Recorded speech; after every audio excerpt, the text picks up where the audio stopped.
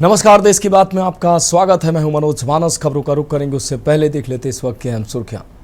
25 मई को गुजरात दौरे पर जा सकते हैं पीएम मोदी। ऑपरेशन सिंदूर के बाद पीएम मोदी का होगा पहला गुजरात दौरा। ऑपरेशन सिंदूर का संदेश लेकर 5 देशों की यात्रा पर रवाना होगा भारतीय डेलीगेशन। 22 मई को यात्रा पर रवाना होगा डेलीगेशन। 5 जून तक चलने वाले इस दौरे में 51 नेता होंगे शामिल। वक्फ कानून के खिलाफ याचिकाओं पर सुप्रीम कोर्ट में सुनवाई। केंद्र बोला 3 मुद्दों पर रोक की मांग। याचिकाकर्ताओं का जवाब, यह वक्फ का कब्जे का मुद्दा।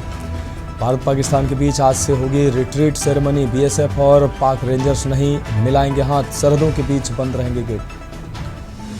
यूट्यूबर ज्योति से एनआईए की पूछताछ। टेरर लिंक की जांच। ज्योति के क्लाउड स्टोरेज में रडार और बीएसएफ मूवमेंट के वीडियो भी मिले।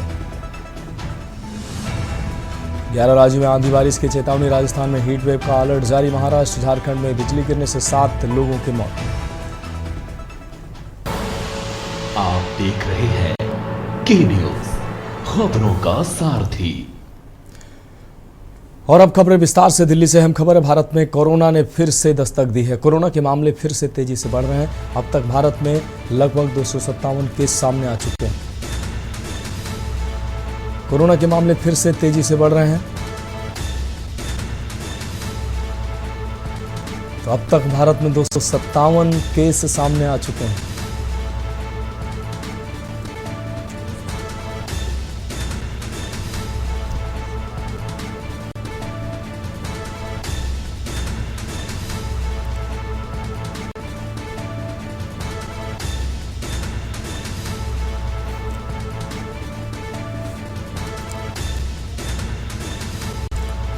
तो अब तक भारत में लगभग 257 केस सामने आ चुके हैं। कोरोना के मामले फिर से तेजी से बढ़ रहे हैं। तो दिल्ली से अहम खबर। भारत में कोरोना ने फिर से दस्तक दी है। कोरोना के मामले फिर से तेजी से बढ़ रहे हैं। अब तक भारत में लगभग 257 केस सामने आ चुके हैं। कोरोना के मामले फिर तेजी से बढ़ रहे हैं।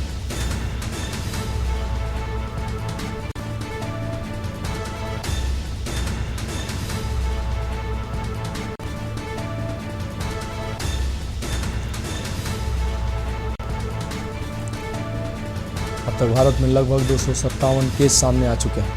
यह अहम खबर आपको दिखा रहे हैं।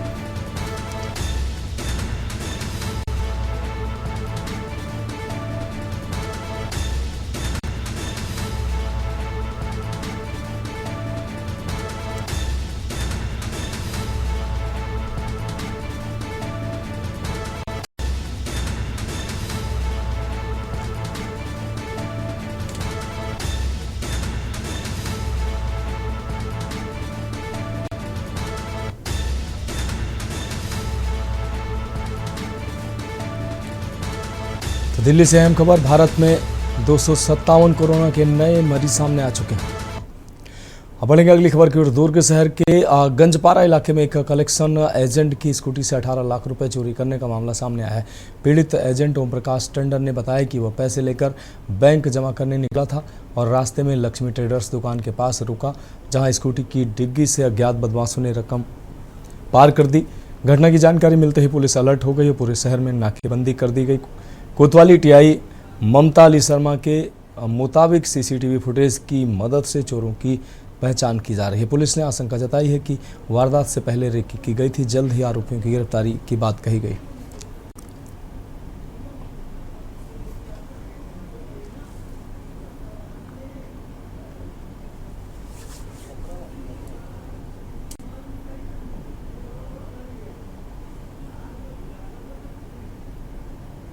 साढ़े 3 बजे करीब सूचना आई थाने में। नमन नाम के एक व्यक्ति हैं, नमन चांडक, जो यहाँ ग्रीन वैली, ऋषि ग्रीन वैली में रहते हैं और ये ट्रेडिंग का काम करते हैं। ये इन्होंने रिपोर्ट लिखाया कि ये अपना 18 लाख रुपए लेकर के जा रहे थे और इनको बैंक में आरटीजीएस करना था।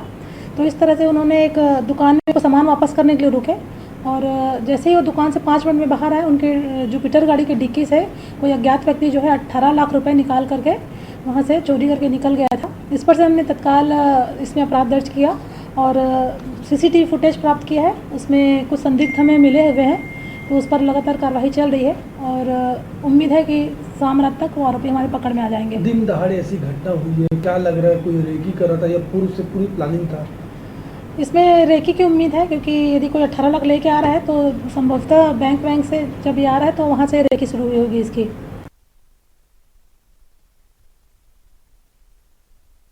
जिले की जामुल पुलिस को नशे के खिलाफ अभियान के तहत बड़ी सफलता हाथ लगी है। आपको बता दें, ग्राम कुरुद स्थित होटल रुद्राक्ष के एक कमरे में 2 नशा तस्कर वैभव सोनी और शुभम सिंह को गिरफ्तार किया गया। पुलिस ने आरोपियों के पास से 65 ग्राम हेरोइन, एक इलेक्ट्रॉनिक तौल यंत्र, 2 मोबाइल फोन, करीब 3.9 लाख रुपए नगद और एक टोयोटा कार बरामद की गई है। आपको बता दें, सीएसपी हरीश पाटिल ने बताया कि होटल में चेकिंग के दौरान संदिग्ध गतिविधियों के चलते दोनों को पकड़ा गया। पूछताछ में आरोपियों ने स्वीकारा कि वे मादक पदार्थ बेचने के लिए लाए थे। पुलिस ने दोनों के खिलाफ एनडीपीएस एक्ट के तहत मामला दर्ज कर लिया है और आगे की जांच जारी है। दुर्ग पुलिस की इस कार्रवाई से नशे के कारोबारियों के लिए सख्त संदेश के रूप में देखा जा रहा है।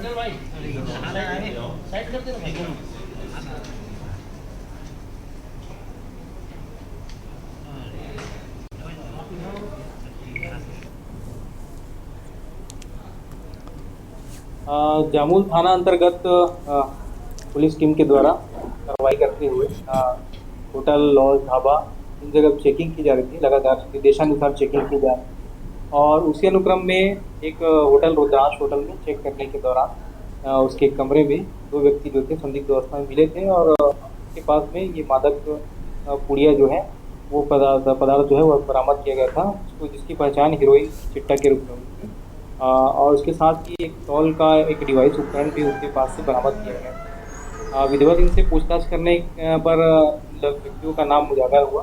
में एक का नाम शुभम सोनी है जो MIG क्वार्टर में रहता है, दूसरा है वैभव सोनी जिसने अपने जो कि कैलाश नगर जामुल में रहना बताया। इन दोनों व्यक्तियों से जब ये मादक पदार्थ जब्त किया गया और इनके द्वारा परिवहन में प्रयुक्त जो गाड़ी है टाटा की गाड़ी किया गया है, उन्होंने जो चालू कीमत है चिट्टा का लगभग 4,000 रुपये जो है 4 लाख रुपए जो है उसका आकलित किया गया है और इनके द्वारा बताया गया है कि ये व्यक्ति जो है वो जामुल क्षेत्र में खपाने का प्रयास करते थे और खपाते भी थे। साथ ही साथ ये पंजाब से इस व्यक्ति के जरिए उस चिट्टा को मंगाते थे और बिक्री के बाद जो है उसका भुगतान करते थे। दुर्ग पुलिस ने डिजायर ताज वेकेशन नाम पर 70 लाख रुपए की धोखाधड़ी करने वाले मुख्य आरोपी पिंटू सोनकर को गिरफ्तार किया। आरोपी ने आकर्षक योजनाओं का झांसा देकर लोगों से लाखों रुपए वसूले थे। पीड़िता सुषमा सिंह ने 2022 में भिलाई 3 थाना क्षेत्र में शिकायत दर्ज कराई थी, जिसमें बताया कि आरोपी ने 10 साल की सदस्यता लेने पर जमीन, सोने का सिक्का और गोवा टूर पैकेज का लालच दिया। इस योजना में पिंटू सोनकर ने करीब 10 लोगों से लगभग 70 लाख रुपए ठगे थे। आरोपी की गिरफ्तारी के बाद पुलिस ने बताया कि पिंटू सोनकर के खिलाफ पहले भी बिलासपुर में धोखाधड़ी के 2 मामले दर्ज हैं। पुलिस अब अन्य फरार आरोपियों की तलाश कर रही है।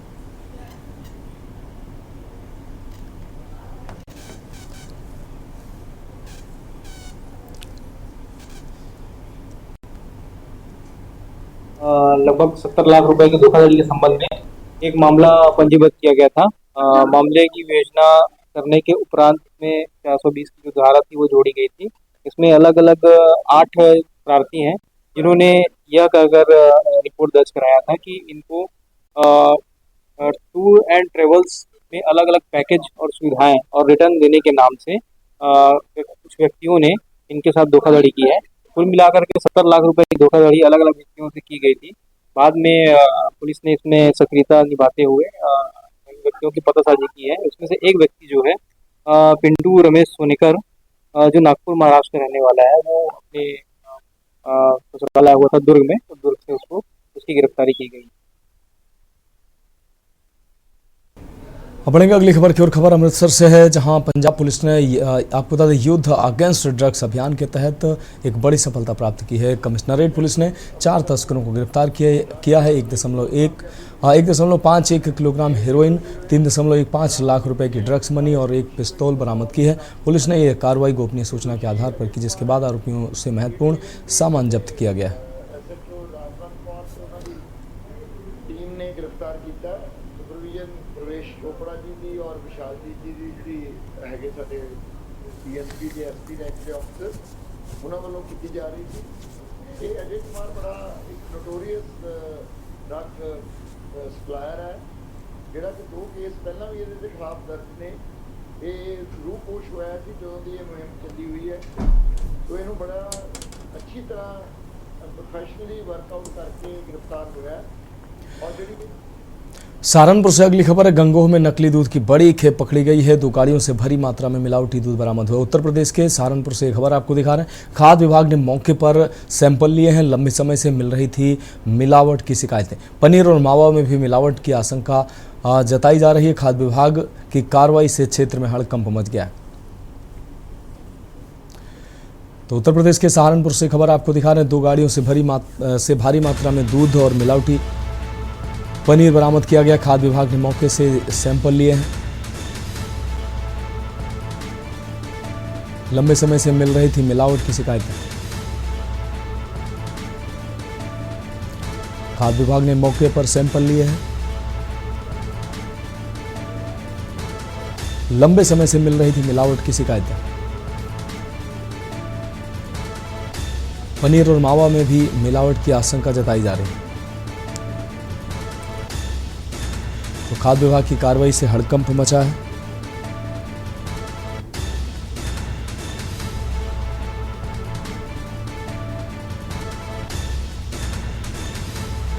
तो इस वक्त की अहम खबर अपने दर्शकों को दिखा रहे हैं। 2 गाड़ियों से भारी मात्रा में मिलावटी दूध बरामद हुआ है।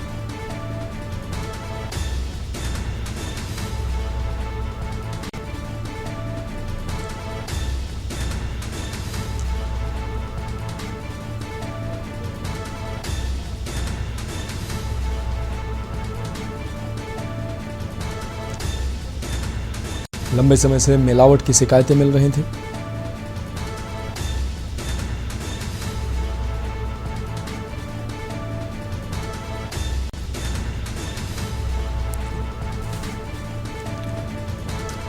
सहारनपुर से खबर आपको दिखा रहे। गंगोह में नकली दूध की बड़ी खेप पकड़ी गई।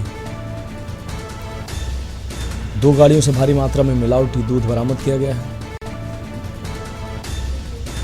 खाद्य विभाग ने मौके पर लिए हैं सैंपल। लंबे समय से मिल रही थी मिलावट की शिकायतें।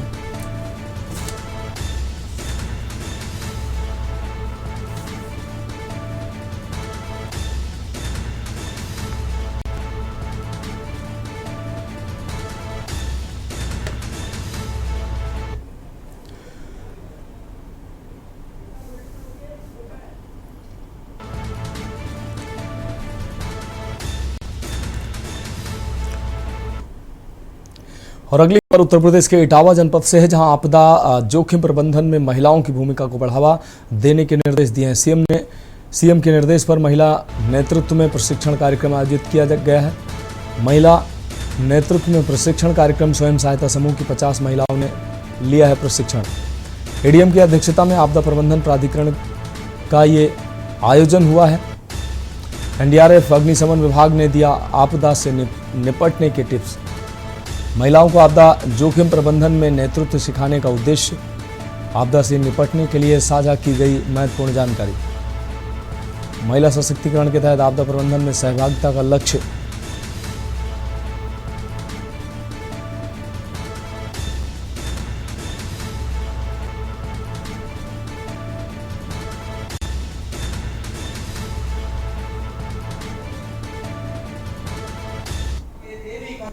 हेतु प्रस्तावित इस कार्यक्रम में जो हमारी महिलाएं हैं, सेल्फ हेल्प ग्रुप्स हैं, उनका जो रोल है उस संबंध में यहाँ पे एक विस्तृत चर्चा हेतु एक जनपद स्तरीय प्रशिक्षण कार्यक्रम आयोजित किया गया है।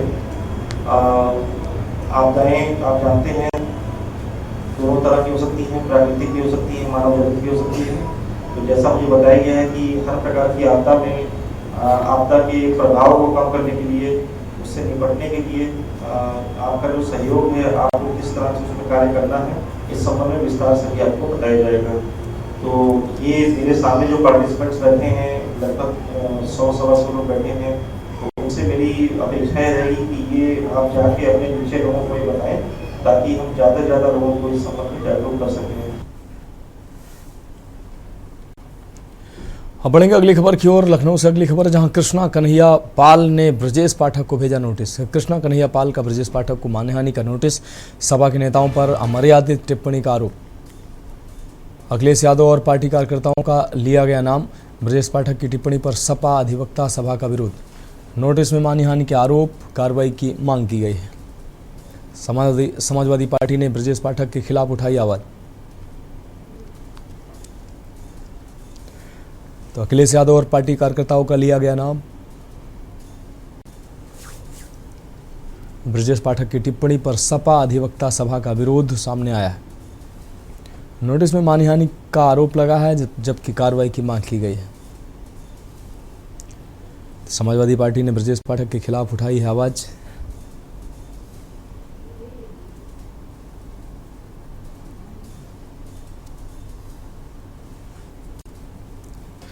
कृष्ण कन्हैया पाल का ब्रजेश पाठक को मानहानि का नोटिस। सपा नेताओं पर अमर्यादित टिप्पणी का आरोप। बढ़ेंगे अगली खबर की ओर। गाजीपुर के बिरनो टोल प्लाजा पर एक बार फिर अवैध वसूली और फर्जी पर्चियों के जरिए लूटपाट का आरोप सामने आया है। स्थानीय लोगों और वाहन चालकों का कहना है कि टोल प्लाजा पर लगातार फर्जी रसीदें काटी जा रही, जिससे सरकार को भारी राजस्व का नुकसान हो रहा है। इस मामले में टोल मैनेजर पुष्कर सैनी और कर्मचारी सरदार अमृत सिंह की संदिग्ध भूमिका बताई जा रही है। जब मीडिया ने पुष्कर सैनी से इस मामले पर प्रतिक्रिया मांगी तो उन्होंने गोलमोल जवाब दिया, जिससे स्थिति और भी संदिग्ध हो गई। ये कोई नया मामला नहीं है। इससे पहले भी बिरनो टोल प्लाजा पर अवैध वसूली, गुंडागर्दी और कर्मचारियों के दुर्व्यवहार के मामले सामने आ चुके हैं। विभागीय परियोजना निदेशक ललित पाल ने इस मामले को गंभीरता से लेते हुए जांच करने और दोषियों पर कठोर कार्रवाई का आश्वासन दिया है। स्थानीय जनता ने मामले की निष्पक्ष जांच की मांग की है, ताकि भ्रष्टाचार और लूट खसोट पर अंकुश लगाया जा सके।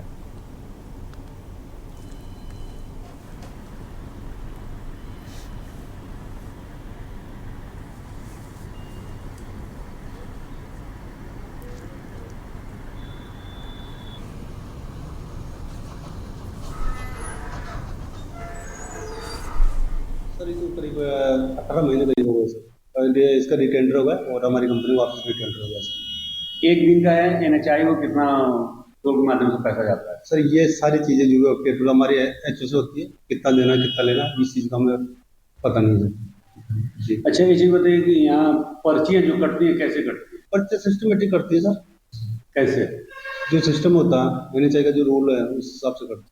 गाजीपुर के जो थाना रेंज में गाड़ी टोल प्लाजा पर मौजूद हूँ। मैं बता दूँ, मैं अपने कैमरामैन से कहूँगा कि मेरे पीछे ठीक टोल प्लाजा उसको दिखा। मैं बता दूँ कि बिरनो टोल प्लाजा पे लगातार धांधली और लगातार भ्रष्टाचार का मामला नजर आ रहा है। मैं बता दूँ 2 दिन पहले एक मोबाइल के माध्यम से पर्ची काटने से वीडियो वायरल हुआ, जिसमें कहीं न कहीं टोल प्लाजा पे अवैध ढंग से पर्चियाँ काटी जा रही हैं, जिसको लेकर प्रशासन ने कुछ दिन पहले छापा भी मारा था, उसमें भी कमियां सामने आई थी। इसके बाद यहाँ से गोरखपुर की जो एनएचआई की मेन ब्रांच है वहाँ से इनके टेंडर भी उठा के लेके गया, तो उसके बाद भी उसी तरह से लगातार पर्चियाँ काटी जा रही हैं। और यहाँ अगर आप बिल्कुल तो प्लाजा काटे हैं, कहीं ना कहीं 2 तरह की आपको पर्चियाँ मिलेंगी।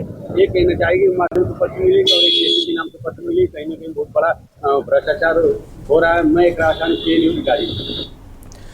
और अगली खबर चंडीगढ़ से सामने आ रही। इस वक्त की बड़ी खबर चंडीगढ़ से सामने आ रही। बढ़ रही गर्मी के बीच स्कूलों में छुट्टी के निर्देश दिए गए हैं। चंडीगढ़ यूटी के स्कूलों में छुट्टी की घोषणा की गई है। 23 मई से 30 जून तक छुट्टियों की घोषणा की गई। तो भीषण गर्मी के चलते ये फैसला लिया गया। सभी सरकारी स्कूलों में छुट्टियों की घोषणा की गई। चंडीगढ़ यूटी के स्कूलों में छुट्टियों की घोषणा की गई है। भीषण गर्मी के चलते ये फैसला लिया गया है। 23 मई से 30 जून तक छुट्टियों की घोषणा की गई। सभी सरकारी स्कूलों में छुट्टियों की घोषणा की गई है।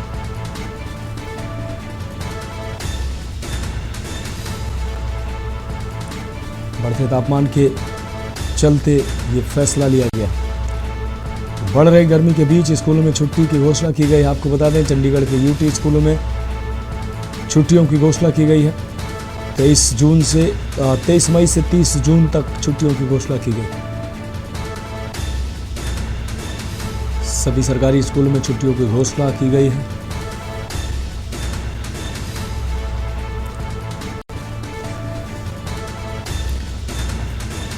और इस खबर पर हमारे संवाददाता विनोद गुप्ता हमारे साथ जुड़ गए हैं।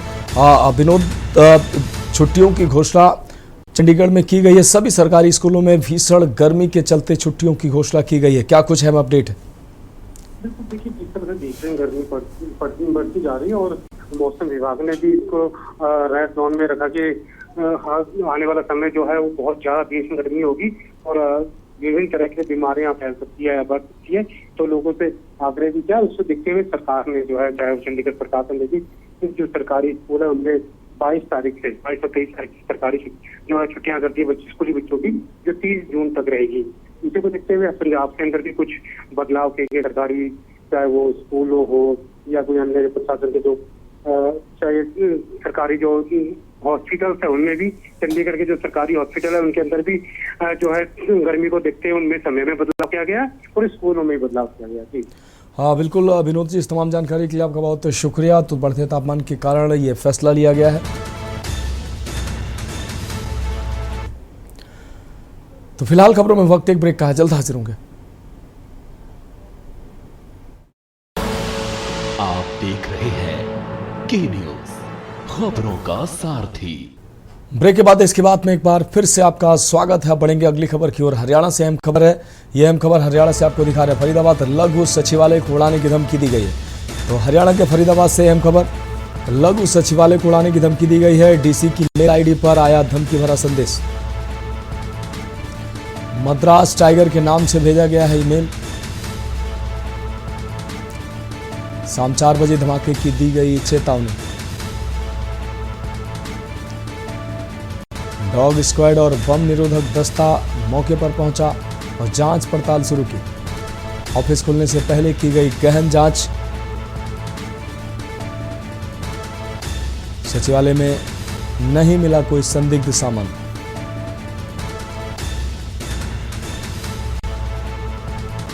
पुलिस और सुरक्षा एजेंसियां अलर्ट मोड पर। तो फरीदाबाद लघु सचिवालय को उड़ाने की धमकी दी गई। डीसी की मेल आईडी पर धमकी भरा संदेश आया। मद्रास टाइगर के नाम से भेजा गया ईमेल। शाम 4 बजे धमाके की दी गई चेतावनी। डॉग स्क्वाड और बम निरोधक दस्ता मौके पर पहुंचा। ऑफिस खुलने से पहले ही गहन जांच की गई।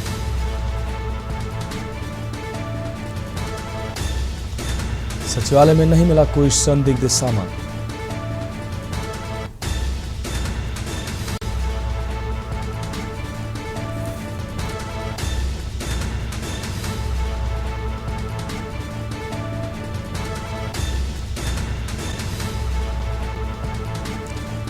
और इस खबर पर ज्यादा जानकारी के लिए हमारे संवाददाता सुखविंदर सिंह सैनी हमारे साथ जुड़ गए हैं। सुखविंदर, आपको बता दें, मद्रास टाइगर के नाम से धमकी भरा मेल दिया गया है जिसमें लघु सचिवालय को उड़ाने की बड़ी धमकी दी गई है। क्या है पूरा मामला? आज सुबह बताया जा रहा है कि जो एक मेल मद्रास टाइगर के नाम पे जो मेल आई है, डीसी विक्रम सिंह ने बताया कि उनको सुबह 6:30 बजे मेल प्राप्त हुई, जिसमें लिखा गया था कि जो मिनी सेक्रेटरीट है उसको जो शाम को 4 बजे उड़ा दिया जाएगा। एक धमकी भरी एक मेल आई थी, जिसके बाद में जो प्रशासन है वो एकदम हरकत में आया। पूरी डॉग स्क्वाड लेके जो पूरी छानबीन की गई। हालांकि कुछ वहाँ पे ऐसा कोई संकेत नहीं मिला है जिससे कुछ पता लग सके वो बम हुआ या कुछ ऐसा बम से उड़ाने का आर्टिक्स कुछ मिलने की ऐसी कोई अभी तक पुष्टि नहीं हुई है। लेकिन ये मेल आने के बाद जो एकदम हड़कंप मच गया, पूरा प्रशासन जो एकदम हरकत में आया और जांच की गई है। और दफ्तर खुलने से पहले, जो डीसी दफ्तर खुलने से पहले सारी जांच पड़ताल की गई। जी हाँ सुखविंदर, जहां से मेल किया गया इसका भी कुछ पता चल सका है? मेल कहां से किया गया, किस व्यक्ति ने किया? सुरक्षा एजेंसियां किस एंगल पर जांच कर रही हैं? अपने प्रशासन जो पुलिस डिपार्टमेंट है, जो खुफिया विभाग है, पूरे जो एकदम छानबीन कर रहा है, एकदम बारीकी से छानबीन कर रहा है। और पूरी टीम जो है हर छोटी छोटी पहलू पे, हर छोटी छोटी चीज पे जो नजर रखी हुई है और पूरी चीज की जो बारीकी से एकदम जांच की जा रही है।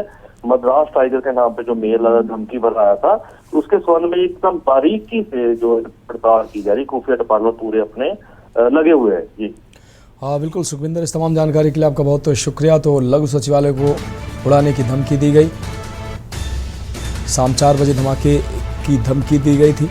डॉग स्क्वाड और बम निरोधक दस्ता मौके पर पहुंचा। ऑफिस खुलने से पहले गहन जांच पड़ताल की गई। फिलहाल खुफिया एजेंसियां जांच पड़ताल में लगी हुई हैं। अब बढ़ेंगे अगली खबर की ओर। उत्तर प्रदेश के मथुरा से अगली खबर है, जहां थाना फरह क्षेत्र में उस वक्त हड़कंप मच गया जब दबंगों की भीड़ ने एक बाइक शोरूम पर अचानक हमला बोल दिया। घटना का वीडियो सोशल मीडिया पर वायरल हो रहा है, जिसमें पुलिसकर्मी मौके पर मौजूद होने के बावजूद पथराव और मारपीट से बचते हुए नजर आ रहे हैं। सूत्रों के अनुसार बाइक की सर्विस को लेकर हुए विवाद के बाद 2 दर्जन से ज्यादा दबंग शोरूम पर पहुंच गए और शोरूम मालिक, उनके बेटे तथा कर्मचारियों पर हमला कर दिया। हमलावरों ने शोरूम में तोड़फोड़ की और मारपीट कर कई लोगों को घायल कर दिया। स्थानीय लोगों के हस्तक्षेप और दबाव के बाद पुलिस ने स्थिति को किसी तरह काबू में किया, लेकिन तब तक आरोपी मौके से फरार हो चुके थे। फरार पुलिस अब वायरल वीडियो और चश्मदीदों के आधार पर आरोपियों की तलाश में जुटी है।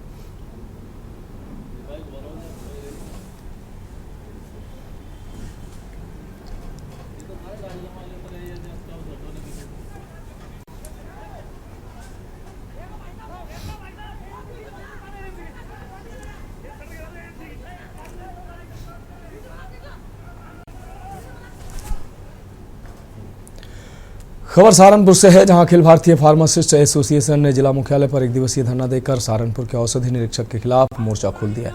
फार्मासिस्टों का आरोप है कि औषधि निरीक्षक शासनादेशों की अनदेखी करते हुए फार्मासिस्टों का शोषण कर रहे हैं और उनके लाइसेंस से जुड़े आवेदनों को बिना कारण लंबे समय तक लटकाया जा रहा है। एसोसिएशन के जिलाध्यक्ष संदीप आर्य ने बताया कि आवेदन निरस्त करते समय न त्रुटियों की जानकारी दी जाती है, न ही सुधार का अवसर। साथ ही उन्होंने प्रतिबंधित दवाएं बेचने वाले मेडिकल स्टोर पर कार्रवाई की मांग की है। धरने को व्यापार मंडल का भी समर्थन मिला है।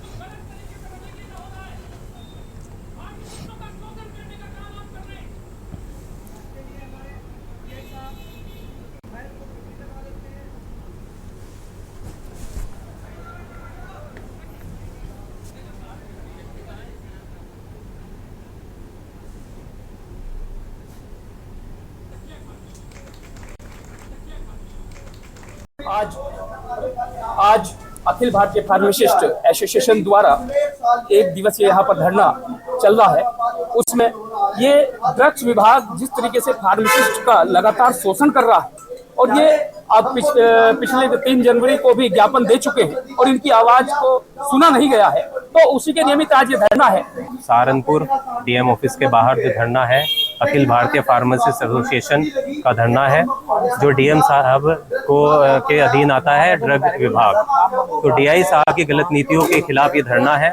जो फार्मासिस्ट का शोषण किया जा रहा है, जो लाइसेंस अप्लाई करने के बाद भी जो समय सीमा है उसके बाद भी देखने नहीं जाया जा रहा है। जो फार्मासिस्ट की समस्याएं हैं उन्हें लेकर आज धरना दिया जा रहा है।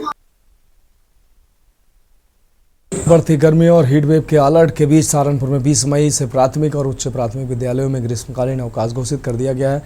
हालांकि कुछ विद्यालयों में 21 मई से समर कैंप शुरू किए जा रहे हैं, जिस पर शिक्षा मित्र और अनुदेशक विरोध में उतर आए हैं। दर्जनों शिक्षा मित्र और अनुदेशक जिला मुख्यालय पहुंचे हैं और जिलाधिकारी को ज्ञापन सौंपते हुए समर कैंप पर रोक लगाने की मांग की है। अनुदेशक संघ के जिलाध्यक्ष राकेश पवार ने कहा कि भीषण गर्मी में बच्चों को स्कूल बुलाना उनके स्वास्थ्य के साथ खिलवाड़ है।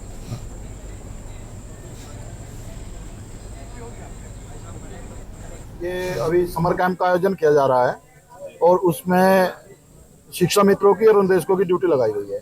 अच्छा, हम अनुदेशक संघ का जिलाध्यक्ष होने के नाते आज हमने माननीय मुख्यमंत्री के नाम डीएम साहब के माध्यम से ज्ञापन दिया है। ये हमारी जो नियुक्ति हो गई थी उसमें हम 11 माह के लिए नवीनीकरण होता है हमारा हर वर्ष, उसकी 16 जून से 31 मई तक का कार्यकाल रहता है हमारा। और ये जो इन्होंने लगाया है समर कैंप में जो ड्यूटी लगाई है वो 21 मई से 15 जून तक की लगा ली है।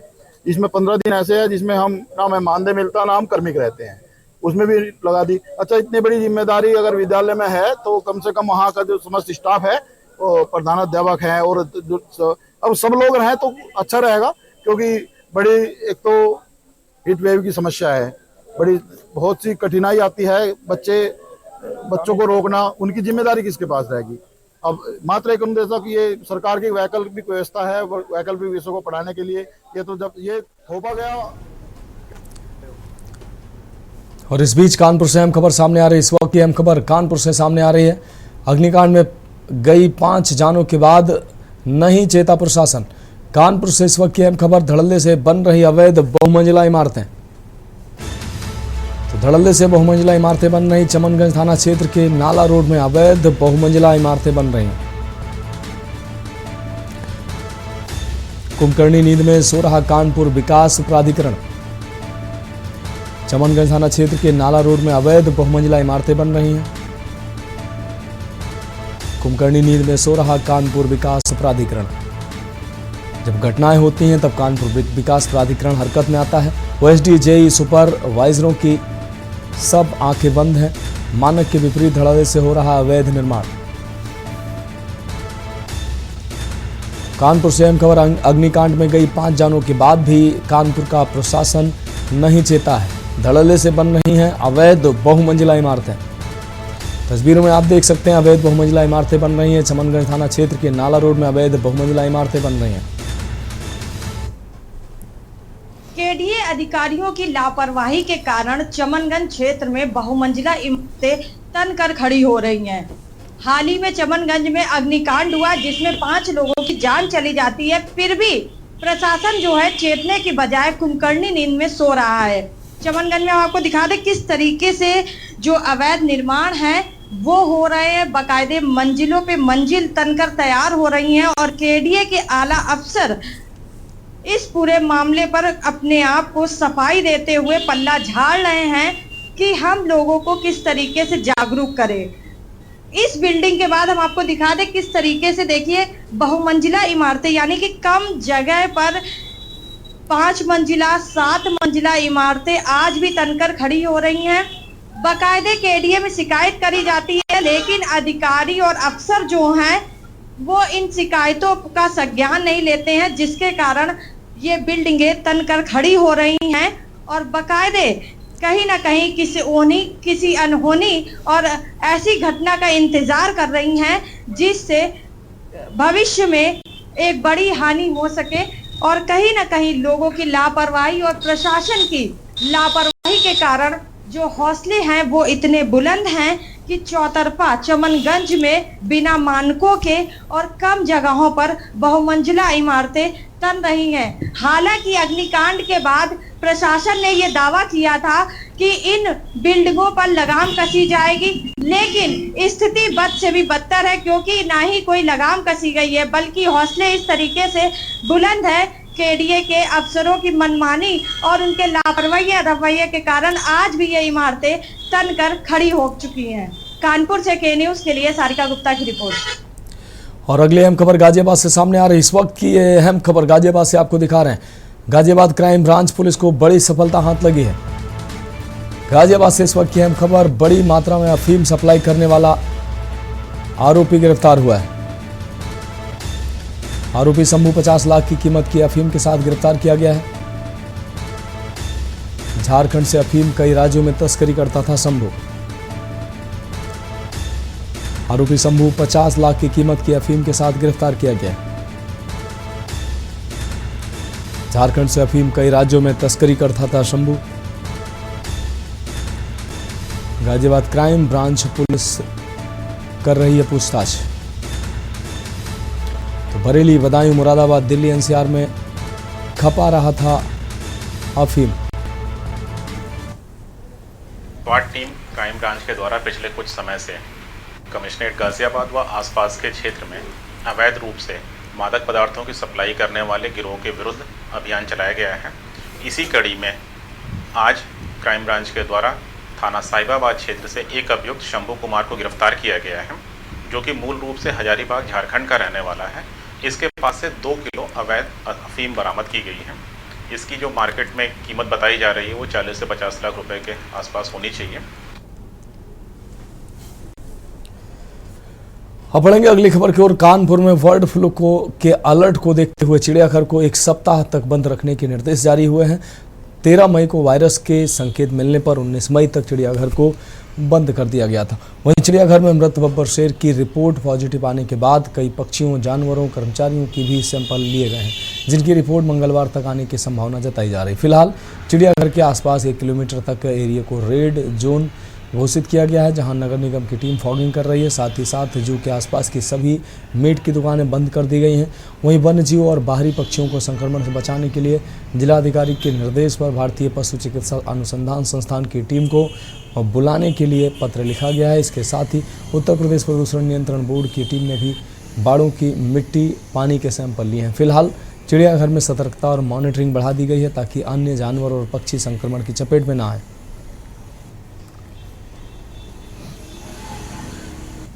हम चिड़ियाघर में आए थे, हम फरकाबाद से आए। क्या बताया अंदर नहीं जाने के लिए? ये बोल रहे हैं कि बाहर से एक शेर आया तो उसको बर्ड फ्लू नाम की बीमारी थी, हफ्ते भर के लिए चिड़ियाघर में। बर्ड फ्लू वर्तमान में चिड़ियाघर में जो नोटिस हुआ है, तो जैसा कि आप जान ही रहे हैं कि उसमें वो एक बीमार शेर को यहाँ भर्ती कराया गया था जो गोरखपुर से आया था। उसकी मृत्यु हो गई और उसमें H5N1 पॉजिटिव हुआ है। उसके लिए उसके सैंपलिंग की कार्रवाई, उसके लिए और अन्य जो भी टेक्निकल इशूज हैं, उन सारे कार्यों को पशुपालन विभाग के द्वारा संपादित किया जाता है। हमारे यहाँ से टीम लगी हुई है। जो मीट की दुकान है, जहाँ पर विशेष रूप से मुर्गा और आदि का विक्रय किया जाता है, उनको रखा जाता है, उनको काटा जाता है, वहाँ पे लगातार रोज़ चेक किया जा रहा है, देखा जा रहा है। अगर कहीं मास मोर्टलिटी यानी अधिक संख्या में मुर्गा आदि के मरने की सूचना प्राप्त होती है, तो तत्काल उनके पास ही जो निकट का राजकीय पशु चिकित्सालय होगा उनको सूचित किया जाएगा। जैसा कि आप जान रहे हैं कि गोरखपुर से यहाँ पर एक शेर लाया गया था, और मेरा मानना है कि जिस समय वो गोरखपुर प्राणी उद्यान से यहाँ पर लाया गया, तो यहाँ प्राणी उद्यान में आने के समय उसका परीक्षण करना चाहिए, उसकी चिकित्सा की जो है जाँच करानी चाहिए थी। वो यहाँ पर जो शेर है उसका निधन हो गया। और अभी आप देख रहे हैं कि मेरे संज्ञान में और भी आया है कि अभी 2-3 यहाँ पर मोर, बतख और भी कई जो है उनकी भी मृत्यु हो गई है। तो बर्ड फ्लू के कारण इस तरीके से ये जो बढ़ रहा है, आप देखिए कि संपूर्ण उत्तर भारत के यहाँ के हमारे कानपुर के आसपास के जिले के लोग बड़ी संख्या में कानपुर प्राणी उद्यान में आते हैं, और मैं इसी क्षेत्र का पार्षद हूँ।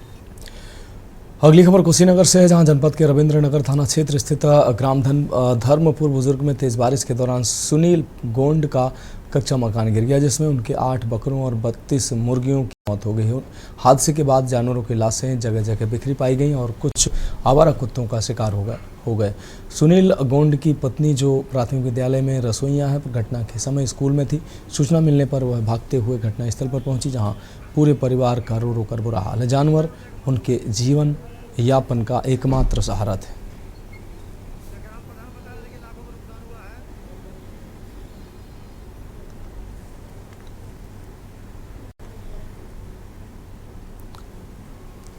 कब बजे हुआ है ये? तो ये फाटक ऐसे ही बंद खुला रहता है? कितना बकरी रही सो? 7 बकरी रही है। और कितना मुर्गा? मुर्गा 23 को मुर्गा सबको कुत्ता काटे हैं, सब क्या हुआ? सब कुत्ता काट के देखें हम मौके पे गए हैं, गाड़ा जा रहा है, देखें हम जाकर के। गाड़ी खेती कोई ले नहीं, बस हम दुआरे पर अल्लाह सारा लोग आके देख रहा है, गांव के लोग सब मारी ले।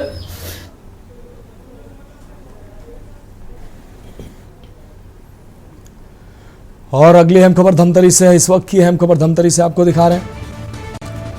एनीकेट की मांग को लेकर ग्रामीण कलेक्ट्रेट पहुंचे हैं। धमतरी से एक खबर आपको दिखा रहे हैं। छत्तीसगढ़ के धमतरी से अहम खबर। मोहंदी गांव सहित 7 गांव में पानी की भारी किल्लत नजर आ रही है। कुसुम खुटा नाला को बेलोरा जलाशय से जोड़ने की मांग की गई। निस्तारी सिंचाई और पेयजल की समस्या बनी चुनौती। ग्रामीणों ने जनार्दन आपको बता दें जन दर्शन में कलेक्टर को सौंपा है ज्ञापन। एनीकेट निर्माण से जल संकट का समाधान संभव। ग्रामीणों ने शराबबंदी की भी उठाई मांग। तो मगरलोड ब्लॉक के लोगों ने जताई प्रशासन से उम्मीद। धमतरी एनीकेट की मांग को लेकर ग्रामीण पहुंचे कलेक्ट्रेट। मोहंदी गांव सहित 7 गांव में पानी की भारी किल्लत। कुसुम खुटा नाला को बेलोरा जलाशय से जोड़ने की मांग। निस्तारी सिंचाई और पेयजल की समस्या बनी चुनौती।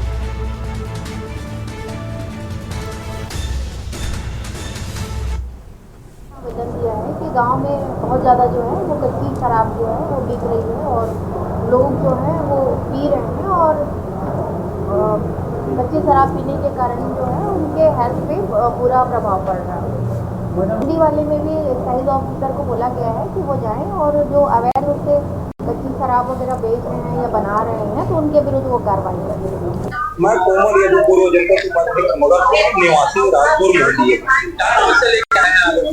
हम लोग ये समस्या लेकर आए हैं कि बिलोरा जलाशय उसके आगे 2-3 किलोमीटर के आगे कासन कुसुम फूटा नाला है, वहाँ पानी मतलब सोर्स अच्छा है और नाला से नाली को बनाकर और फिर डैम चाप डैम बना के वहाँ का पानी मतलब इधर मतलब। और अगली अहम खबर भी धमतरी से अहम खबर आपको दिखा रहे हैं। छत्तीसगढ़ के धमतरी से ये अहम खबर, शराब घोटाले को लेकर ईओडब्ल्यू की कार्रवाई। अशोक अग्रवाल के दामाद के घर ईओडब्ल्यू का छापा पड़ा है। सौरभ इंटरप्राइजेस के घर पर सुबह 7 बजे से जांच शुरू हुई। 8 सदस्यीय टीम दस्तावेजों की जांच बारीकी से कर रही है। शराब कारोबार से कमाई रकम से जमीन खरीद का आरोप। घर के सदस्यों से पूछताछ, महिला अधिकारी टीम में शामिल। तो छत्तीसगढ़ के कई जिलों में ईओडब्ल्यू की एक साथ छापेमारी। रायपुर से जुड़ा कनेक्शन जांच के घेरे में। तो धमतरी से अहम खबर, शराब घोटाले को लेकर ईओडब्ल्यू की कार्रवाई। अशोक अग्रवाल के दामाद के घर पर ईओडब्ल्यू का छापा। सौरभ इंटरप्राइजेस के घर पर भी सुबह 7 बजे से जांच शुरू।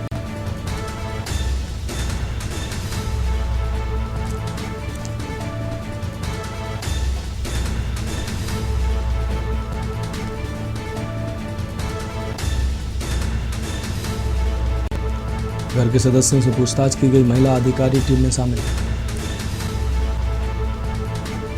छत्तीसगढ़ के कई जिलों में ईओडब्ल्यू की एक साथ छापेमारी। लेन देन की आशंका पर रायपुर से जुड़ा कनेक्शन जांच के घेरे में। धमतरी से खबर, शराब घोटाले को लेकर ईओडब्ल्यू की कार्रवाई। अब बढ़ेंगे अगली खबर की ओर। खबर देहरादून से है, जहां उत्तराखंड सरकार ने एक ऐतिहासिक फैसला लेते हुए इस राज्य के मदरसों में भारतीय सेना के ऑपरेशन सिंदूर को सिलेबस में शामिल करने का निर्णय लिया है। इस ऑपरेशन में भारतीय सेना की शौर्य और पराक्रम की गाथा को मदरसों के छात्रों को पढ़ाया जाएगा। उत्तराखंड मदरसा बोर्ड के अध्यक्ष मुफ्ती समून कासवी ने इस फैसले की जानकारी दी और कहा कि यह कदम छात्रों में सेना के प्रति सम्मान और देशभक्ति की भावना को बढ़ावा देगा। कासवी ने बताया कि नए पाठ्यक्रम में ऑपरेशन सिंदूर का एक चैप्टर शामिल किया जाएगा, जिससे छात्रों को भारतीय सेना की वीरता और साहस के बारे में जानकारी मिलेगी। उत्तराखंड में कुल 451 पंजीकृत मदरसे हैं और जहां लगभग 50,000 छात्र पढ़ाई करते हैं। इस फैसले से राज्य भर के मदरसों के छात्र भारतीय सेना के शौर्य से प्रेरित होंगे।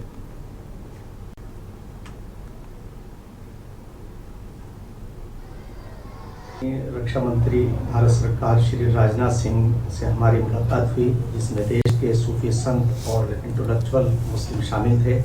हमने वहाँ ऑपरेशन सिंदूर की सफलता पर देश को और देश की सरकार को और माननीय रक्षा मंत्री और माननीय प्रधानमंत्री श्री नरेंद्र मोदी जी को मुबारकबाद दी और उनकी सफलताओं का पर उन्हें शुभकामनाएं पेश की।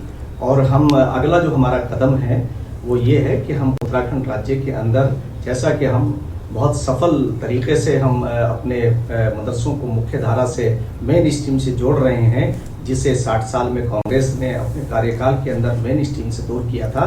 हम माननीय मुख्यमंत्री श्री पुष्कर सिंह धामी जी के मार्गदर्शन में, उनके नेतृत्व के अंदर हम ये कोशिश करेंगे कि हम मदरसों के अंदर सफल ऑपरेशन सिंदूर को की गाथा को हम शामिल करेंगे।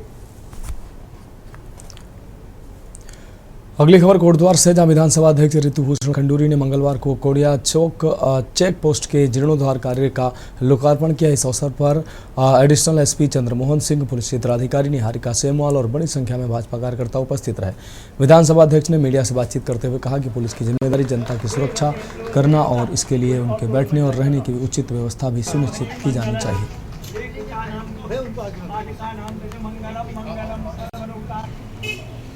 इस कार्य से बेहतर वातावरण पुलिस कर्मियों को मिलेगा जो अपनी कार्य क्षमता को बढ़ाएंगे। खंडूरी ने कहा कि ये जीर्णोद्धार कार्य पुलिस बल की कार्यशैली को और प्रभावी बनाएगा।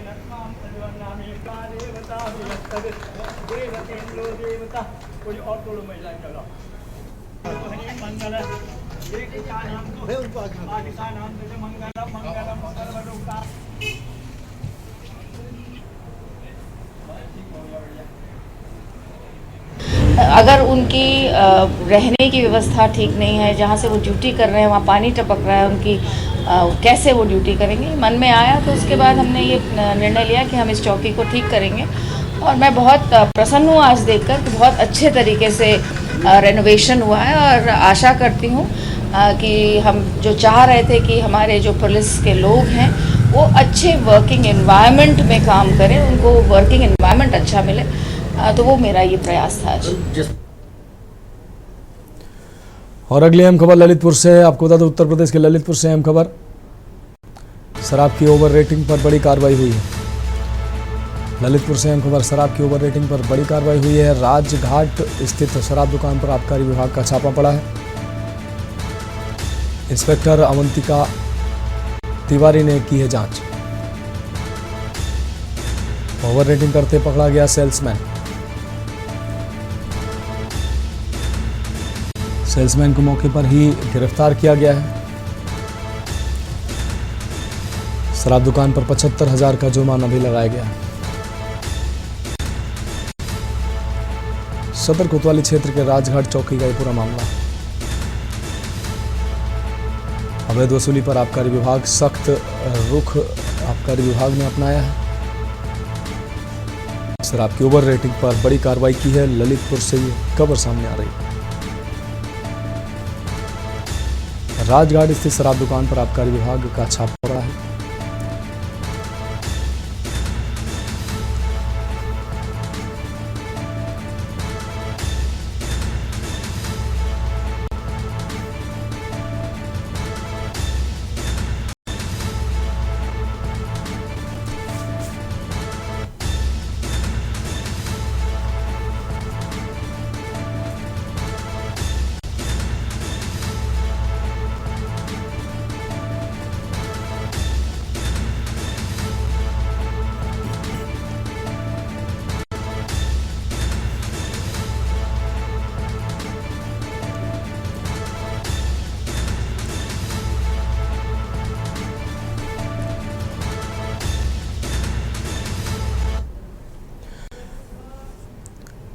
और अगली अहम खबर बुलंदशहर से, उत्तर प्रदेश के बुलंदशहर से खबर सामने आ रही है।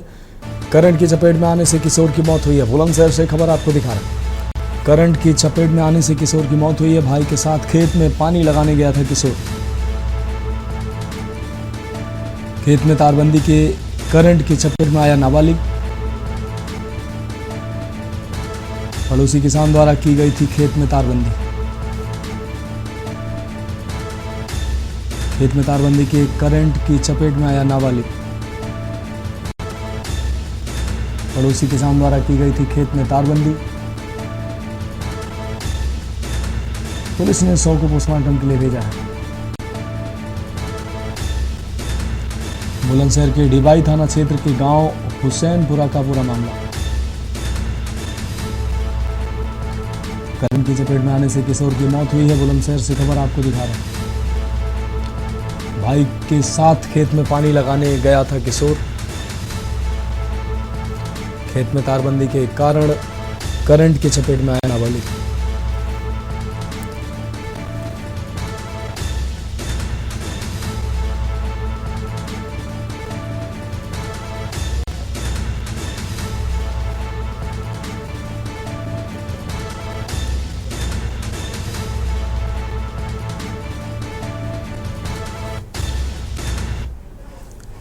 फिलहाल तो इसके बाद में अभी के लिए मेरे साथ इतना ही। मुझे दीजिए इजाजत और आप देखते रहिए के न्यूज इंडिया।